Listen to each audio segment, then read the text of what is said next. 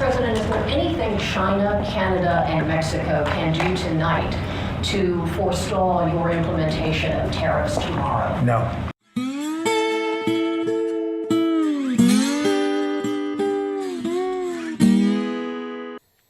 So it seems Trump is intent on putting these tariffs on, and I'll be honest with you, I don't blame him. I don't think that the economic policies of his country should be something that can impact Canada with such degree. We've been relying too heavily on one market, and the problem isn't so much what Trump has done, it's what the leadership of this country has not done for Canadians.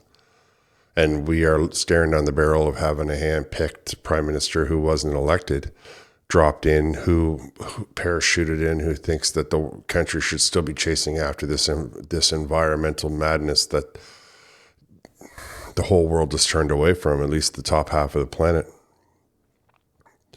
In this one, though, I want to talk about the impotence of the current sitting Liberal government and how they don't seem to be worried too much about solving the problem. They only seem to be worried about whether or not they can avoid taking the blame for it.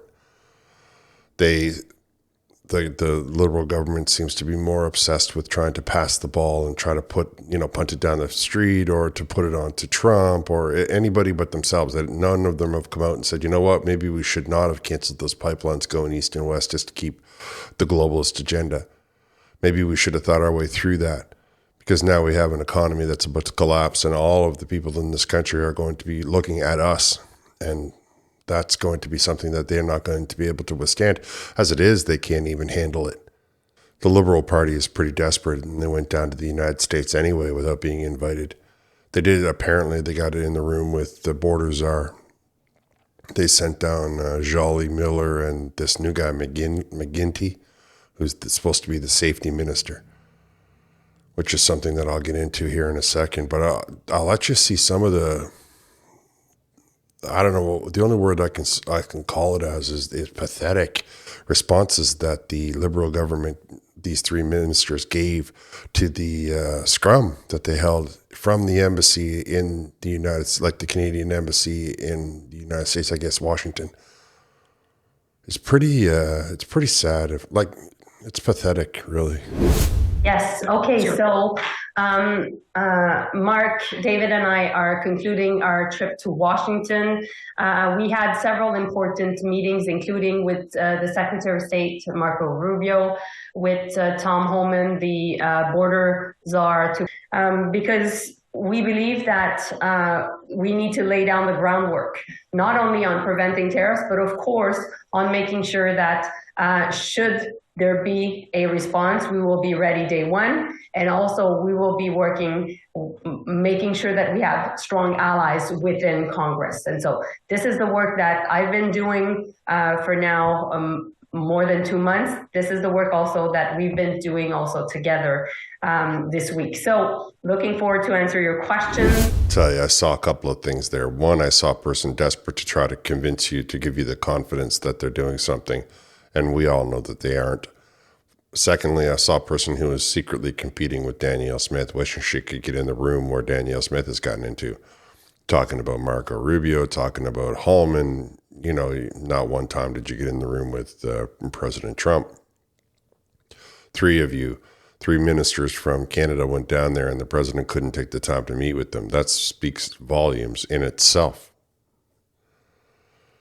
Now, she's trying to tell you that, they're laying the groundwork for the future. It's always with the future with the Liberal Party. It's never in the moment. It's always around the corner.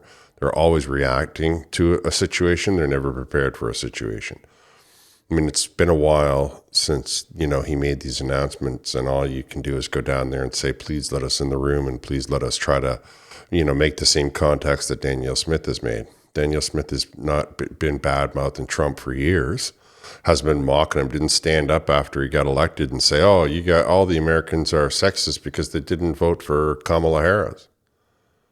Somehow you think that he's going to let you in the room rather than waste your energy down in the States. You should be in Canada trying to figure out how to solve this problem instead of pretending that you're doing something, knowing full well that it has no impact, and all the while that you're just going to wait while just watch the clock tick until it has a serious impact on the overall economy of this country.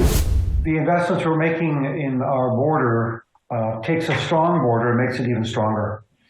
The net benefit of this is good for Canadians and good for our American neighbors. We're showing great progress. We've made huge improvements on different fronts, including dealing with migration, dealing with the fentanyl problem. We continue to make progress, and we're very encouraged. We're still engaging with many of the part of the Trump administration. We're also working our way through Congress, meeting with key Republican senators and also Democrats. And we're making our case, and we have a very strong case. Now, as mentioned many, many times, should there be tariffs, we will be ready. And we think that we're laying down the strong foundation at the beginning of the mandate of President Trump, because we know that there's a level of unpredictability that is linked to his administration. We've heard all of this before, where they're doing everything all at once and everything is going to turn out all rosy and wonderful. And don't look too closely at what we're doing. Just try to take our word for it. We're just going to try to tell you things that don't have any substantial fact to them, but we want you to follow the words and not actually pay attention to the reality. And then 5 minutes from now, they'll say how it was not their fault. There was somebody burped in, Amsterdam, and as a result, the whole thing that they had planned collapsed down around them. And as a result of that, it's not their fault, and Canada should not be blaming them or expecting anything better from them. I mean, I think we heard a perfect example of why Trump won't meet with them when she finishes up. This lady who's supposed to be the foreign minister, right? She's supposed to be one of Canada's highest ranking diplomat, right? Don't think of her as a politician. She's supposed to be the highest ranking diplomat in this country. And she says to the camera, oh yeah, we know there's a level of unpredictability with the Trump administration. And somehow in her mind, Trump's not going to take that personally. I've always said it, that person is not qualified to be the foreign minister. But there's so many people in the Liberal Party who just act like they're all in high school, who are not qualified. And now that they are presented with serious issues, they don't know what to do. They are lost. They're running around begging one another to not get blamed for it.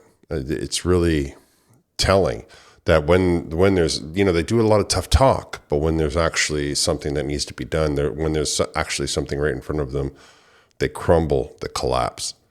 And people should not be electing weak politicians, because we need strong politicians. These are the people that are supposed to be leading us. And strength comes from determination, capability, and an ability to accept responsibility for your behavior. That's what they get when they voted for Trump. They're not getting that from anybody in the Liberal Party or anybody on the left wing of the aisle, to be candid. As they held this press conference from the embassy, and there was a lot of reporters, and I don't think they had time to scrutinize them or to vet them like they normally do. And this one guy from Mike Blanchfield from Politico, he burns them. He burns them hard. It's worth watching. Yeah, hi, ministers. You've spent a lot of time, invested a lot of time, obviously, in Washington, and then we're all waiting to hear what the president says. You said you've seen no written confirmation of orders. How do you feel about the fact that you have to sit around and watch TV or look at wire services or whatever to find out what's going on? Well, Mike, I must say that we've seen the first administration of President Trump, and so we also went through the renegotiation of NAFTA, and so we have some experience. What a burn. I think that was great. I feel like if we had more press that weren't so, censored by the federal government, we would have actual reporters in front of them asking them those kinds of questions. How does it feel, basically, he said, to know that you're not going to get an answer from the government until you see it come out on a tweet?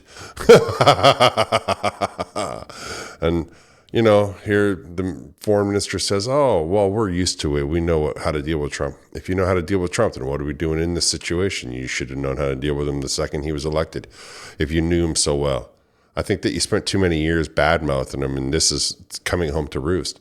If you're really so concerned about the Canadian population, the Liberal Party should resign en masse, trigger an election, and let people who Trump doesn't hold a grudge against deal with him. Of course, you won't do that because you don't care about the people. You only care about yourself. Now, one of their corporate reporters, I think from Global, asked them if they really believe the reason that's going on is all about the fentanyl, or is it about something else? And here's what Mark Miller had to say. We don't believe it is, Stephanie. We need to convince the Americans that it isn't. And so that's part of the reason we're here. Now, if he couldn't make it out because of his situation against the microphone, what he said was, no, we don't believe that it's about the fentanyl. We believe that it's about something else. And that's one of the reasons that we're down here, to try to convince the Americans of that. So you figure that a guy who has the majority in every category is somehow going to, the people are all going to rise up and turn against him. Do you see how juvenile that is? Do you see how very cliquey high school, elementary school logic that is? I mean, trying to convince, the guy's not going to budge because you want to turn your friends against him or whatever it is. He's already made his decision, and he has the support of most of the population of the country. You don't hear them going, oh, no, don't. I mean, you want to believe that you're the only people that can do math. I get it. But everybody understands what's going on. The economic impact is going to be felt, but they know that the jobs are coming as a result. You can't say the same thing in Canada. We know that the jobs are leaving, but we don't have anything to back them up because the government that we've had for the last 10 years has completely, dropped the ball on that.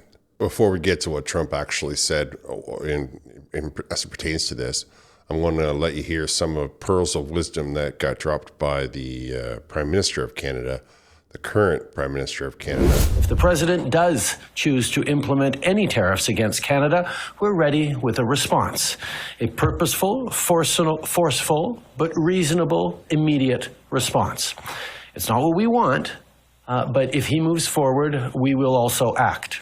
And while we will continue to explain that Canada is the trading partner the United States needs for its long-term prosperity and global security, Canada has steel and aluminum, critical minerals, clean and affordable energy, stable democratic institutions, shared values, and the best workers in the world, all while simultaneously underscoring that we won't back down, that if tariffs are implemented against Canada, we will respond.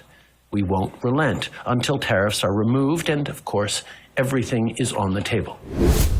I swear when you hear the Liberals talk, they speak like somebody who's being broken up with, like they don't speak with any sort of tactical or strategic implications in their mind. It's just all an emotional reaction to something going the way that they didn't want it to.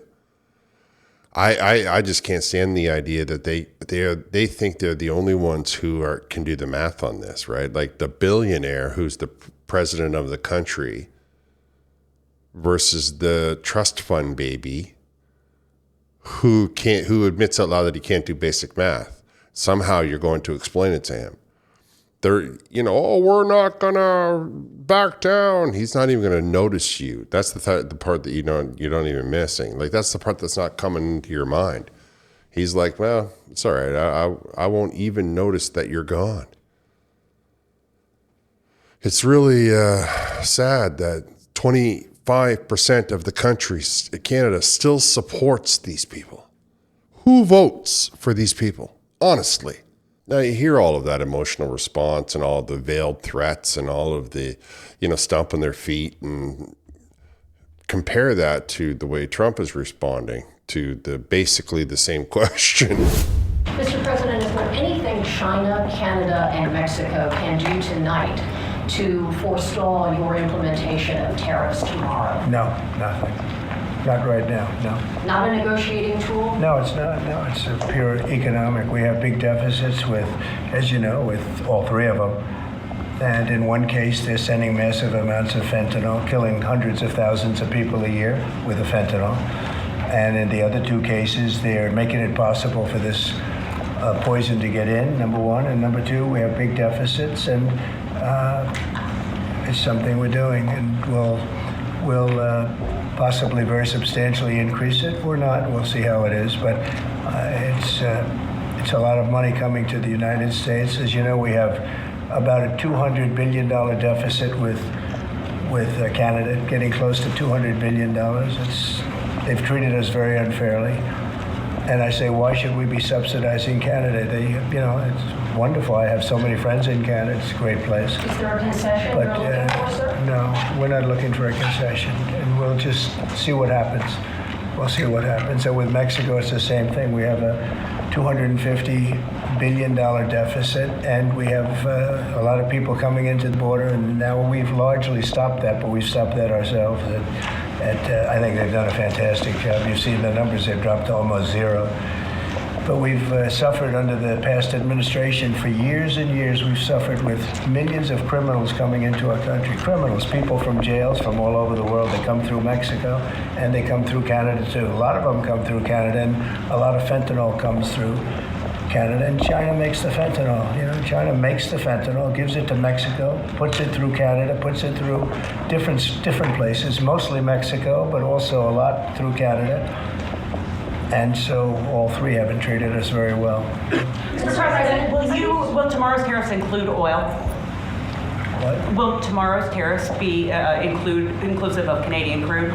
I'm probably going to reduce the tariff a little bit on that. We think we're going to bring it down to 10% on the oil. So it's 25% on the Canada side. Mr. President, are these tariffs stacking on top of already existing tariffs? Or Yes, this will be the on top of whatever may be existing. Yeah. So you can see that it's a night and day reaction. He's not taking it personally at all. He's like, for now, we'll see what happens, which I hear maybe it'll change when they get the Liberal government out of there, but I'm not giving Justin Trudeau or any of them a single solitary break. That's how I hear it. I mean, it could be something else. I can tell you that from what I understand about economics, which is quite a little bit, I see the 10% tariff as a way to initiate or to fire up innovation in the country. For if he says that, like, if he puts 10% on the oil, then they'll start to use American oil for the different power plants that they have in their mind. I mean, he ultimately wants to put a lot of power plants in there, and I'm going to do a separate video on it. But appreciate that that's going to be part of the problem, not the problem, but the part of his solution is to electrify the country, take his country away from the dependence on our electricity. Which, of course, means that he can open up big sections of the country that are currently not opened up, and that'll make a lot of people happy because that'll bring jobs back to those regions, like Pennsylvania, for example. And, you know, there's aspects in there with the AI data centers that everybody wants to fire up, including Elon Musk and what's his name there from Facebook? I would imagine Bill Gates wants to put one in. I can imagine Google wants to put one down somewhere. There's probably small independent people that want to build their own little AI centers. All of those things require an enormous amount of electricity, and they will get that electricity from their own private power plants, which is, you know, going to be initially looked after by the gas coming out of Alberta, but he wants people to say, okay, let me make American oil. So those jobs will also go out. And if he puts a 10% tariff on the petroleum coming out of Canada into the United States, then even if it costs 8% more, like even if it's like only a 2% difference between getting the American out of the ground and taking the Canadian, that's a lot of money. When it's 2% of $1 billion, it's a considerable amount of money. So then the people will say, oh, let me do the fracking and let me do all of the drill, baby drill, and everything like that. And it's a solid economic plan. I mean, if I was to stand back and look at it from a neutral third-party position. What's sad is that, you know, you have people like Mark Carney saying, oh, no, look at me, I'm Mr. Economist, and he can't seem to understand it. He's still talking about getting retaliatory, and he's talking about getting revenge and all the rest of it. There's nothing that we're going to be able to tariff coming into the Americas that's not going to harm Canada as well. I mean, all of the products that we buy from other countries is because we don't make any of them ourselves. Excuse me, we don't make any of them ourselves because of people like Mark Carney saying, no, we can't have any industry in Canada because I want to turn Canada into some sort of dark ages village where nobody, you know, next thing you know, won't even be able to read. We're just going to cram all of the people into the same 5 cities. We're going to put the high rises up, 55 stories, and that'll be it. We'll, bring it to them on a drone and they'll be happy. Of course, we all know that nobody will be happy. My point is that the 25% of the country still supports these people, and it shocks me. And I can only think that they must not understand the overall economic situation that we are currently facing. anything that's coming into the states that we try to put a tariff on, anything that comes into Canada that's just going to make more increase, it won't matter because the amount of dollars that are not going to be generated any second now is going to be pretty substantial. So the economy of Canada is about to hit, I mean, it's going to be it's going to be a pretty rough patch. I'll be completely candid with you. And that's not going to bother Trump at all. That's the Liberal Party not making sure that our own economy was not looked after. I mean, when you look at it and you think in your mind that he puts tariffs on there and they take away this one trading partner, and the economy of our country is so fragile as a result. When he says 51st state, he's really not joking around. I mean, if our economy is so reliant on being America being our only trading partner, aren't we really just part of America anyway? I mean, aren't we telling ourselves that, aren't we like just fooling ourselves into convincing that we're somebody different? If our economy can't survive on its own, then it's not ours, right? I mean, let's be straightforward. How can we consider it to be that that his 51st state comment was such a big insult, when in the reality of it is that as soon as he turns the taps off, as soon as he says, no, you can't, you can sell your stuff here, but I'm going to add 25% to the cost of it, and the whole country shakes, quakes, and collapses in on itself. Well, it seems to me that he might be onto something there. Of course, our government with Mark Carney telling him that he doesn't agree with any of the economic development. We can't develop LNG. We can't develop anything. We haven't. Now you're talking about years to get that up and running. So, I mean, what are we looking at here? Does the Liberal Party even care? Are they hoping that it will get so bad that they can declare it an economic emergency and suspend our democratic rights? I don't know. We'll have to find out. At this point, what we can say with absolute certainty is that Trump doesn't seem to be emotional about it at all. He's simply doing the calculations and saying to himself, okay, this is how it's going to improve my country. And that's really where it falls apart for the far left, because they can't stand the idea of independent countries. In their mind, it all has to be no borders, no nothing, unless it's, their backyard. And then the fence that they put up is 25 feet high and got armed guards on it. But I suppose it's a different video. I'm going to wrap here. I want to thank you for listening. I'll talk to you next time.